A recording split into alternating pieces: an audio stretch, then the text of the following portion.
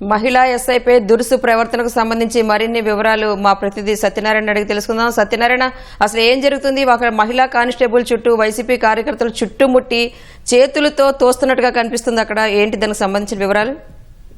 అని జగన్మోహన్ రెడ్డి విశాఖపట్నం నుంచి NH16 రహదారికి వస్తుండగా ఇప్పుడు హెచ్చర్లకి దగ్గరలో ఉన్నాడనగా ఈ ఆమదాల వలసకు చెందినటువంటి వైకాపా సమన్వయకర్త చింతాడు రవికుమారు ఆయన అనుచరులతో పాటు బూర్జ ఎస్ఐ ప్రవళికాని ఇష్టానుసారంగా తోసుకుంటూ ఆమెను తోపులాటగా మధ్యలో పెట్టేసి చుట్టుముట్టి ఆమెకి ఇబ్బందికర పరిస్థితులు సృష్టించారు.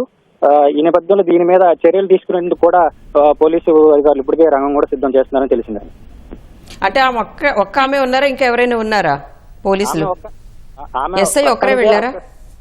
పక్కన ఇతర పోలీసులు ఉన్నప్పుడు కూడా వాళ్ళు హైవే మీదకి వెళ్ళడానికి జన సమీకరణకు ర్యాలీలకు ఎలాంటి అనుమతి ఇవ్వలేదని ముందుగానే తెలిపారు.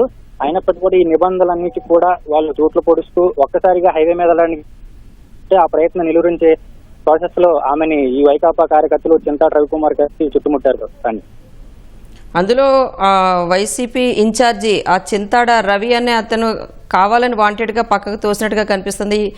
అక్కడ మిగతా వాళ్ళు ఎవరైనా మరి వాళ్ళని అదుపులోకి తీసుకున్నారా?